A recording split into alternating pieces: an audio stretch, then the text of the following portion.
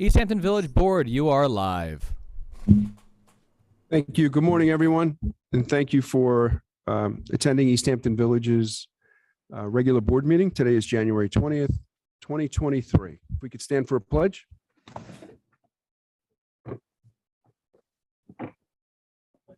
To the flag, States of America, to the republic which stands, one nation, under God, indivisible, with liberty and justice for all. Thank you, everyone. June, if we could do the roll call. Mayor Jerry Larson, Here. Deputy Mayor Chris Minardi, Here. Trustee Sandra Melendez. Here. Trustee Sarah Amonen, Here. Carrie Doyle's out, Administrator Marcos Balladron. Here. Great, thanks. Is the volume working? Can everybody hear? Okay, great, because we're not having any echo, so I wasn't sure if it was working correctly. Yeah, thanks. Right. I just have a couple of announcements. I'd like to congratulate Drew and his wife for the birth of their baby girl. So congratulations. As a reminder, we are going to be selling non-resident beach permits on January 27th. Parking passes. Parking permits on January 27th, right here in this room, starting at 9 a.m. and running until 8 p.m. It's in person only, one beach permit per person, and they will be at a cost of $500. Effective February 1st, when the non-resident beach permits go on sale online, they'll be $750. So this is a great opportunity for year-round town residents to obtain a permit at a discounted price. So hopefully They need to bring with them. you should have a copy of your car registration and a check for $500 made out to the Village of East Hampton. And hopefully it'll go very smoothly.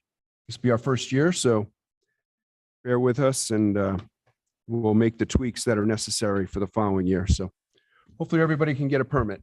We're maxing that out at 1,500 permits. So it's a first come, first serve. And we'll all be here to help. From 9 to 8.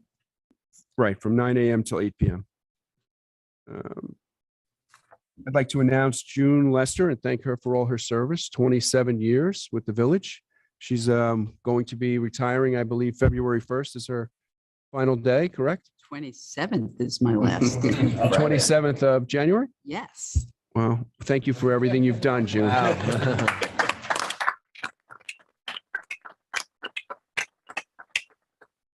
We're definitely going to miss you, June. Thank you. The other retirement I want to announce is Fred Verity. He's not here. He's head of our maintenance, building maintenance department. He has put in 28 years and his last day is today. So we thank him for all the great work he's done. He's been terrific and we're going to miss him as well. So thank you, Fred.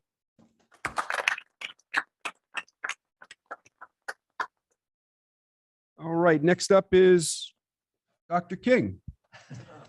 Okay,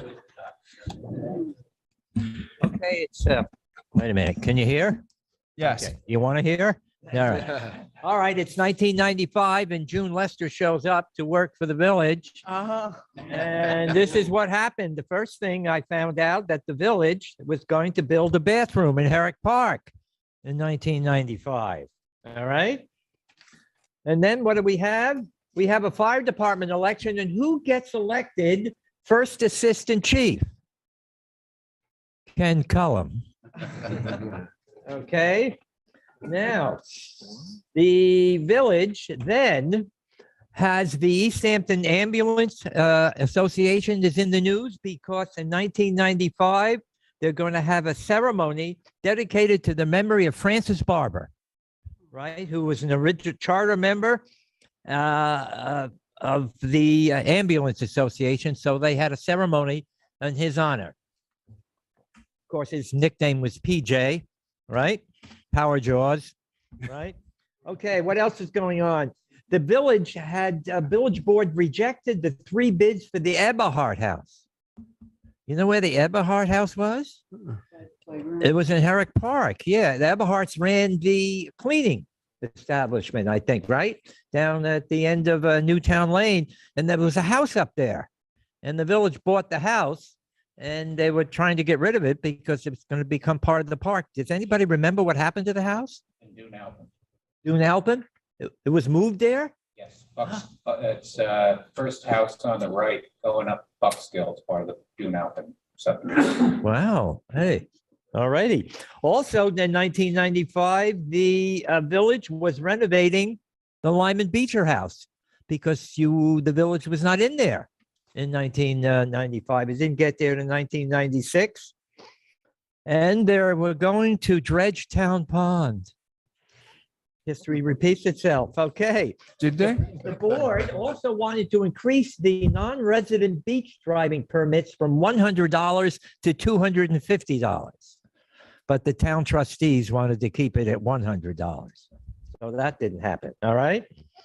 Okay.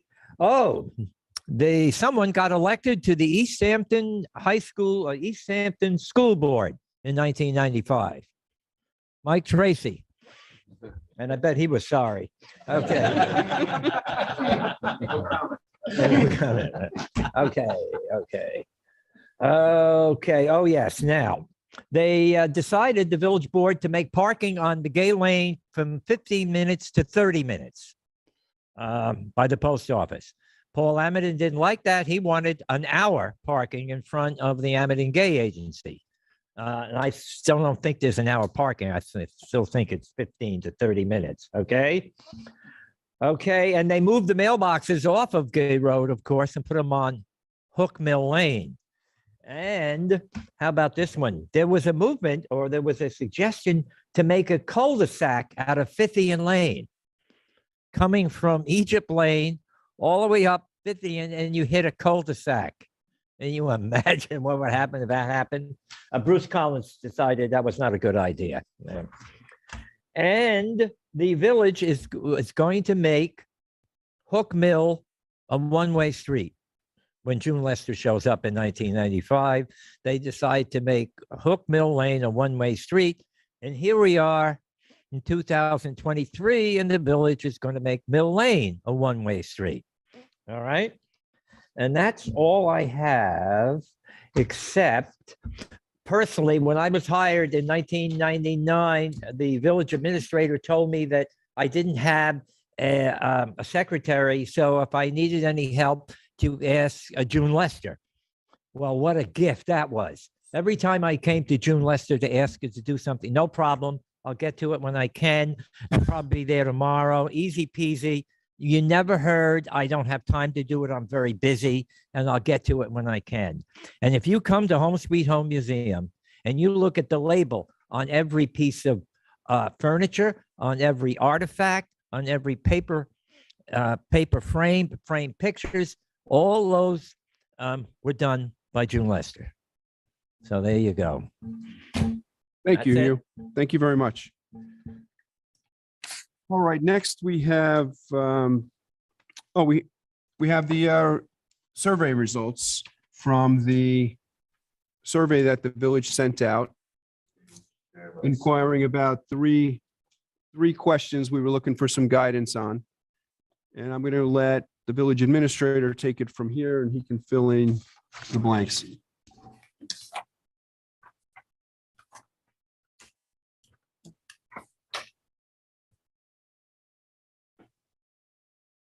Should explain the questions too.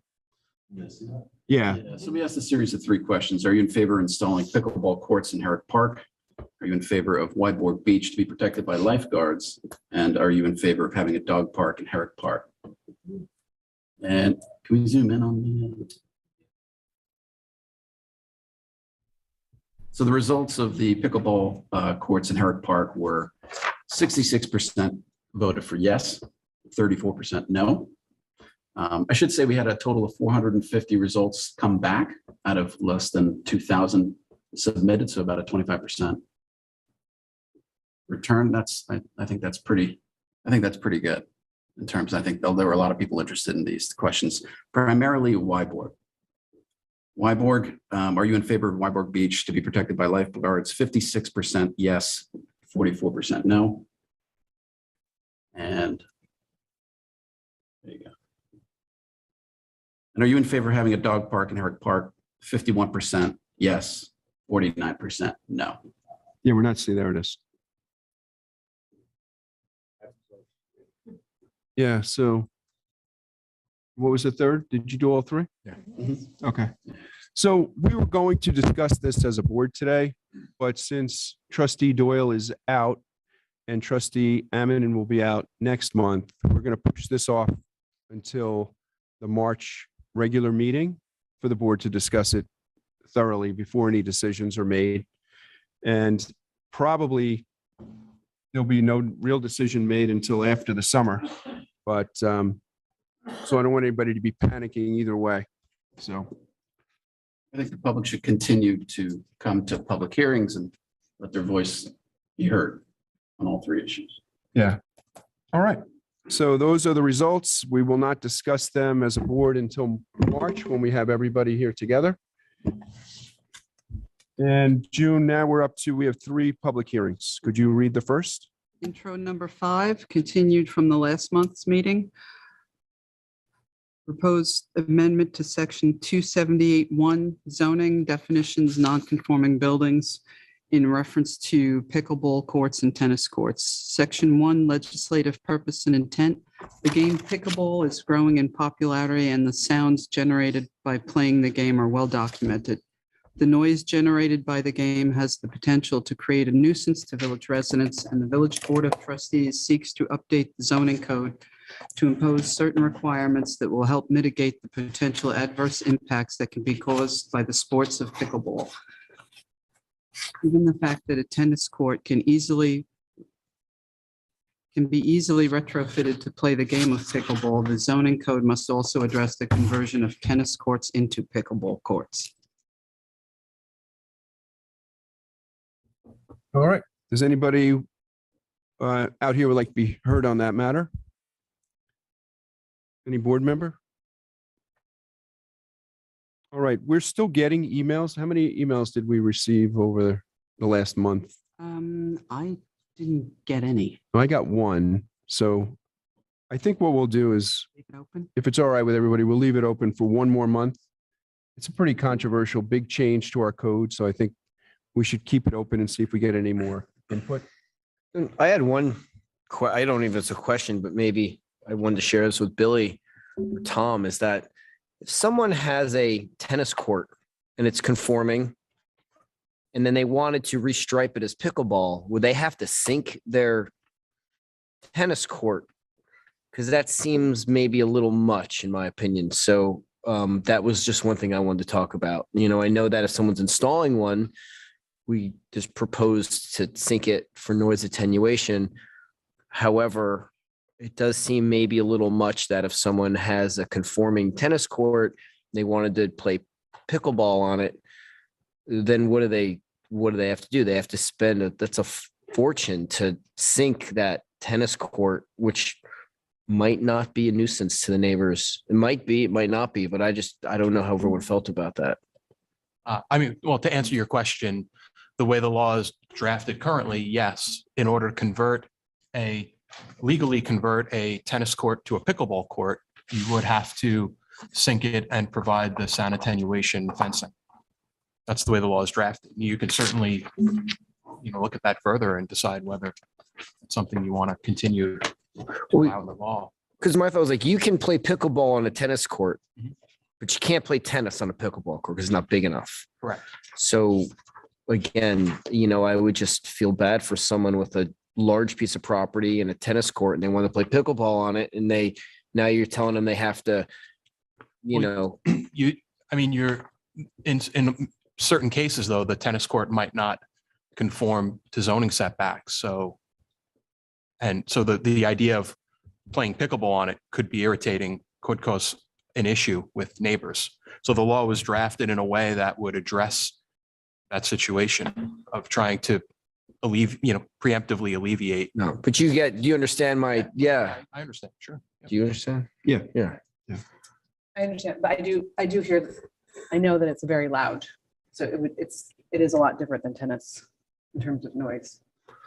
So Right, but my thought, I mean, I don't know, I don't know the answer. I just wanted to bring it up for, let's say you had a 3-4 acre property and a tennis, pickleball, whatever you're playing on, it's not a nuisance.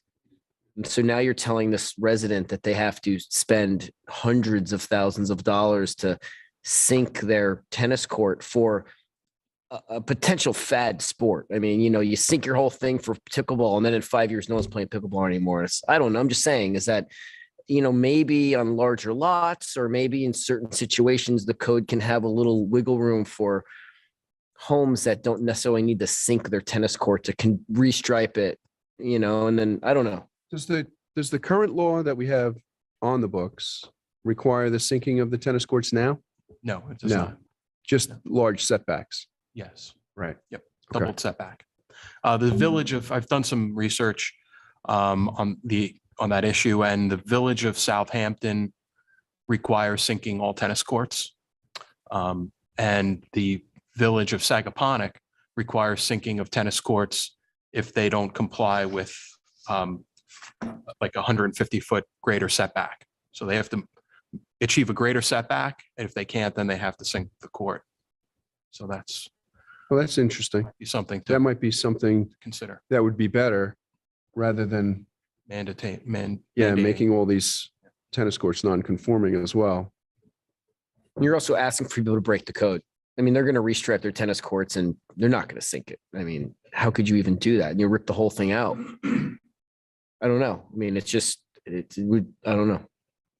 Yeah, I mean, the code, the way the law is currently crafted, it also requires installing sound attenuation fencing so that, there are multiple things that would have to be done in order to comply, not just restriping. Right, but sinking it means really replacing it. Yeah, but Building fences is one thing, but like you can't, someone's going to tell you you're going to play pickleball, you're going to rip out your entire tennis court and sink it and put in a whole new one. Well, I think Sagaponack kind of figured it out by increasing the setbacks. You don't have to sink it. And that would take care of the problem you're explaining on these large lots where you're not going to disturb anyone. You wouldn't have to do any of these things if you met the larger setbacks. And then the smaller lots where we're looking to protect the neighbors, these other things would have to come into play because The way the law is crafted. we should look at it more The way the closely. law is crafted now, they're prohibited on lots less than 60,000 square feet. And the letters that have come in, at least two that I've seen, one I think came in yesterday. That was one of their major concerns, was prohibiting tennis courts and pickleball courts on lots less than 60,000 square feet. Right. But you did some research, which you forwarded to me and the board. Yep. But maybe you should share that with the public. Sure. So I looked at the number of parcels in the village that is less than 60,000 square feet is around 1,280 or 1,290. I was able to find 10 properties that have tennis courts. So less than 60,000 square feet, there's, just under 1,300 parcels and only 10 of them have tennis courts.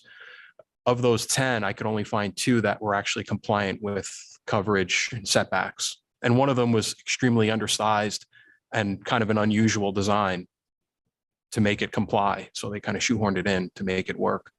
So there's truly only one lot that has a standard size tennis court that complies with coverage. And 6 of those 10 are part of a larger estate. So they're owned in conjunction with other parcels adjoining. So this is like their tennis court lot or something. Right. So I'd say it's pretty uncommon to have a tennis court on a lot less than 60,000 square feet.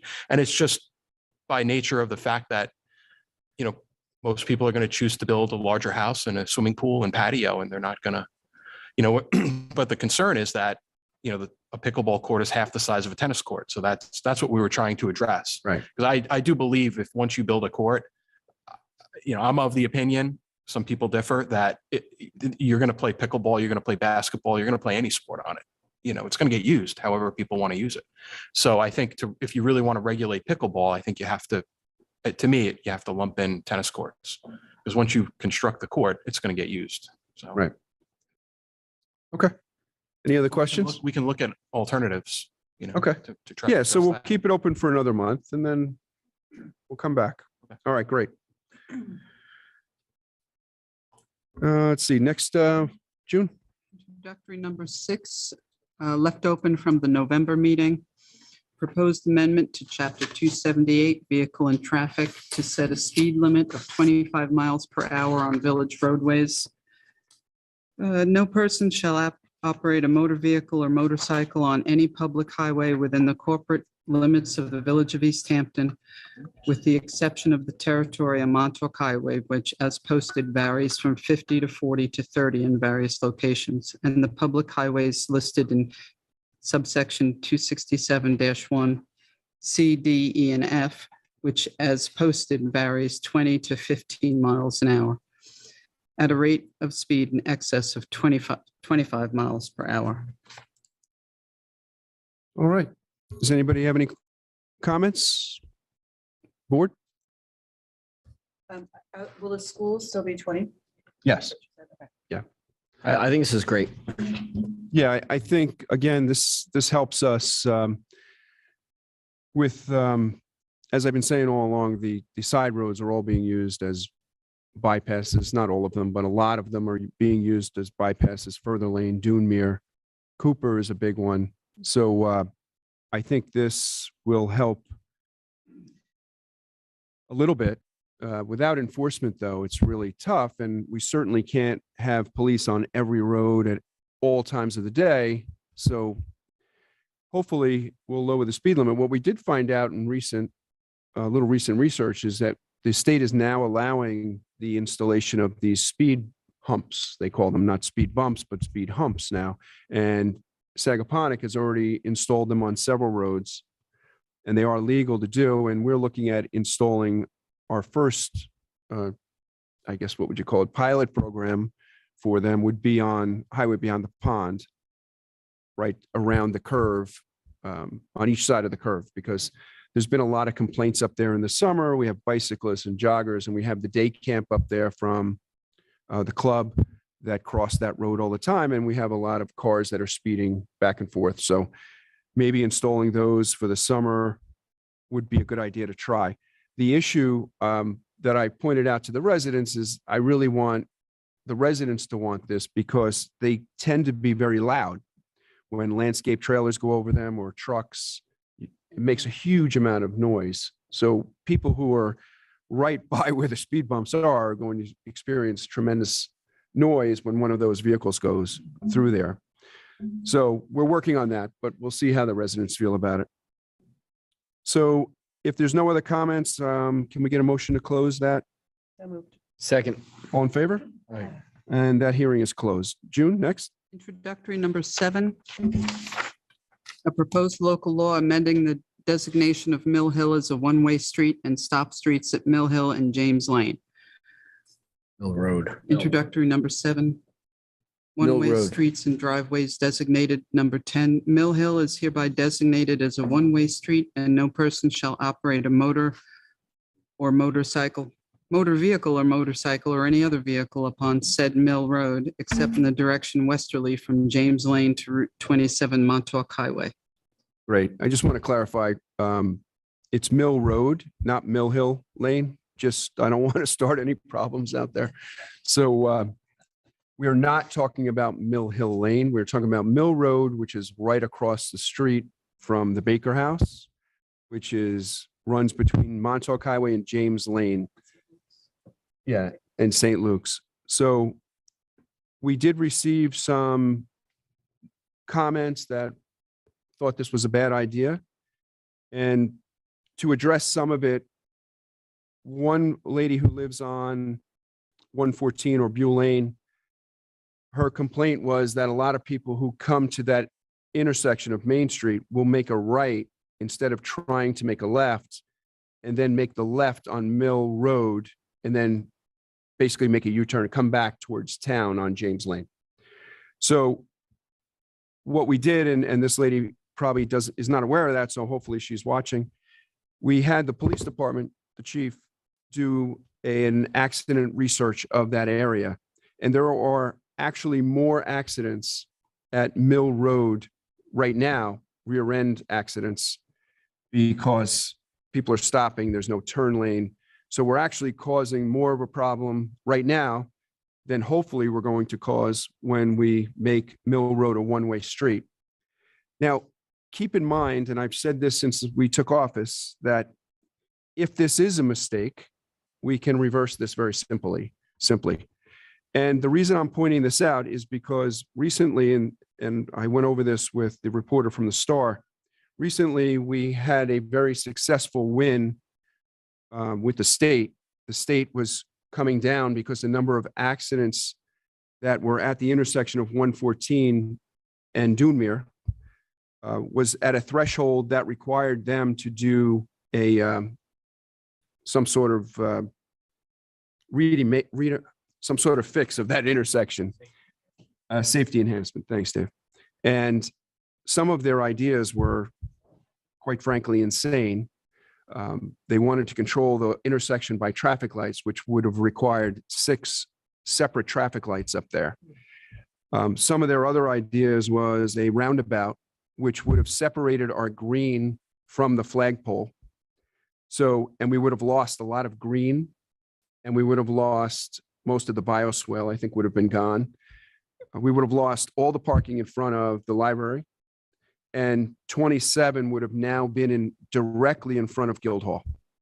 So working with the police department, we barricaded, in the highway department, we barricaded the cross street coming out of Dunmere onto 27 as a permanent thing. When I was chief, we did it only as a temporary thing. And at some point, Chief Tracy made it, and the highway department made it a permanent fixture. So our argument to the state was, we don't need any of this safety enhancement because we have on our own reduced the number of traffic accidents. And thank goodness we did get a letter back from the state. They have dropped this completely, and they agreed with us by doing our safety enhancement, we did reduce it below their threshold. So that is really good news for the village, because that would have destroyed our historic area and the look of everything coming into the village. So that was a big win, and we're really, really happy about that. But that being said, by making this change on Mill, we certainly don't want to increase the number of accidents at Route 114 and 27. So we're going to keep a close eye on that, because if those numbers start to increase, then that could cause the state to come back and start looking at this. So we're going to keep a really close eye on it. I want the public to know.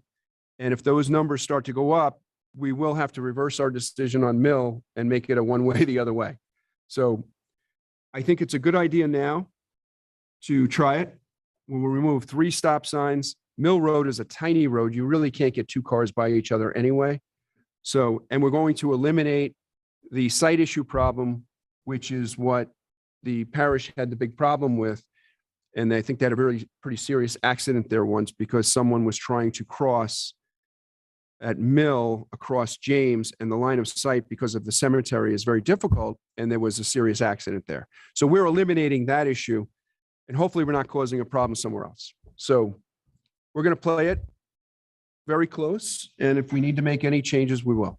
So I just wanted everybody to know that. And we're keeping a close eye on this state safety fixes, because again, I feel like we averted a major change in our village, which would have been destructive for our historic area. So thank you for everybody for that. That was a lot of work. I know we've been going through this for like 2 years, and we finally got over that big hurdle. So thank you very much. Dave and Mike, I know you guys were really instrumental in this. So thank you. We also had the library involved. We had Guildhall involved for their comments, and everybody was really concerned about this. This was going to be a major change for the village of East Hampton. So I can't say how happy I am. We just got that letter back last week, I think. So we were thrilled. But thank you, everybody. And does anybody have any other comments about the one-way street before I close the hearing? No? All right. Can I get a motion? Second. All in favor? Aye. That hearing is closed. All right, next up, a public comment from anybody who would like to comment about anything, almost anything. Please keep your comments to 3 minutes. Good morning. Good morning, Gloria Frazee, East Hampton Village. I'm taking some inspiration from Hugh King, our historian here, town crier. And I'm going a bit further back than he went this year. I'm going back to 1874. That's the year that DDT was first synthesized. Started to be used for insecticides in 1939. Came into widespread use after World War II in the 1940s.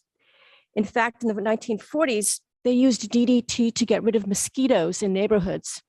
They were spraying children with DDT to get rid of mosquitoes, lice, possible polio.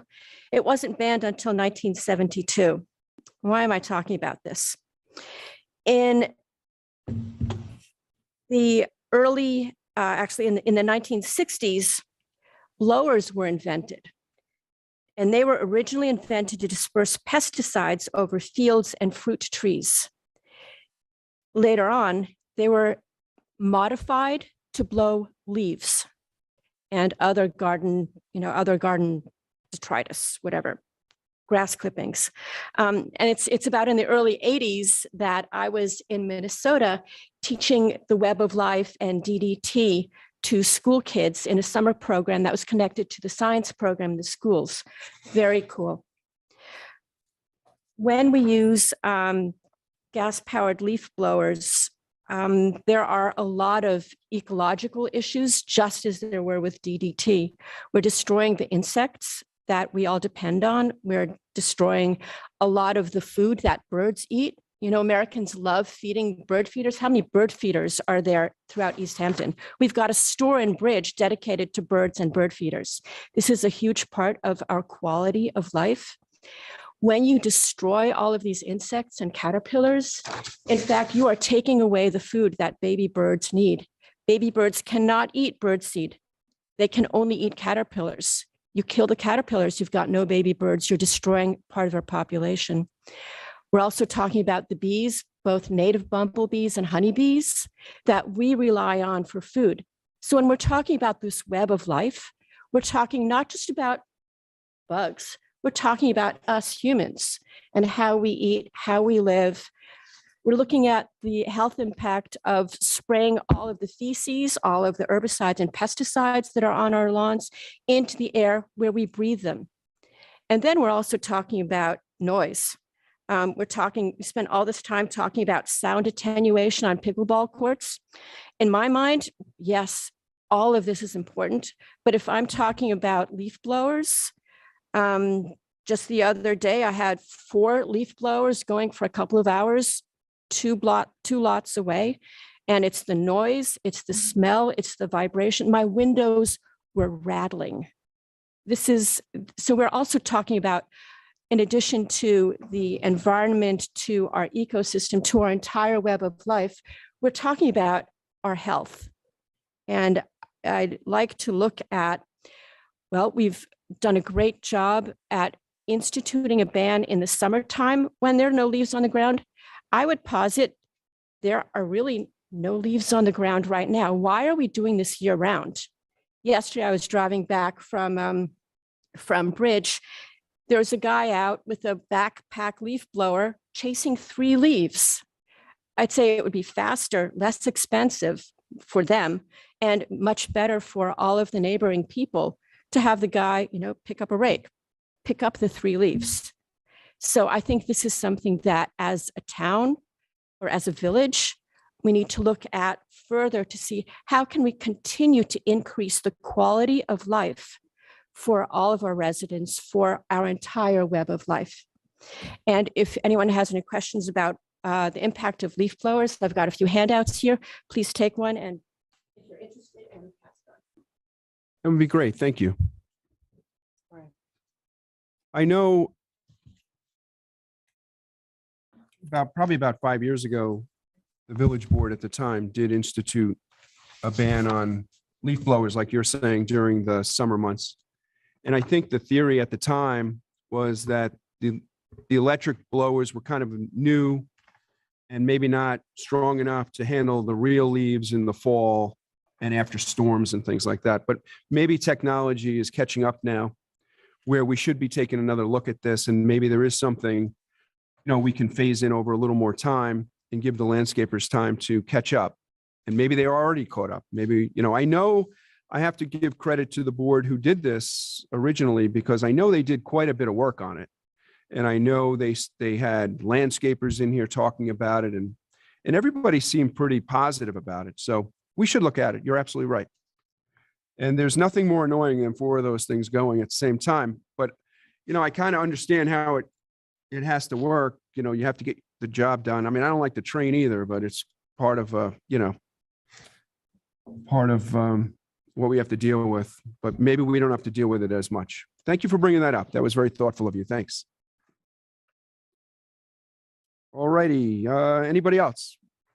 Comments? All righty. Board members, anything to say? Only question I had is like, do we have to read all these resolutions? Can we just, no, I'm serious. Can we just approve them as written and they're all on Village Hall, except the last one, 2323 for the pickleball courts, which we're putting on a shelf right now, but There's a couple of laws that we need to pass, but other than that, is that something we can do to expedite things? Yes, perhaps for next time. Okay, fair enough. All right, June, you're up. Yeah, we're gonna make it easier for your I tried, replacement, June, I June. More tried. efficient government, Jen. Resolution 323, approve claim vouchers for the month of December. Second, All in favor? Aye. Passed and carried. 324, approve warrants number 28 through number 33. So moved. second, All in favor? Aye. Passed and carried. 325, approve budget transfer schedule number 3, reference number 3, dated January 2023. So moved. second, All in favor? Aye. Passed and carried. 326, approve minutes from meeting held December 16th, 2022. So moved. second, All in favor? Aye. Passed and carried. 327, approve departmental reports. So moved. second, All in favor? Passed and carried. 328, approve Clean Harbors Environmental Services, Inc. service agreement in the amount of $29,036.13. So moved. second, All in favor? Aye. Passed and carried. 329, to clarify Resolution 304 of 2022 adopted December 16th, approve the $750 fee for non-resident beach parking permits as per section 267-5C for the 2023 season with an effective date of February 1st, 2023. So moved. second, All in favor? Aye. Passed and carried. 330, approve Skinnon and Faber Certified Public Accountants, PC, for accounting services covering the reporting year ending July 31st, 2023. Fees not to exceed $28,300. So moved. second, All in favor? Aye. Passed and carried.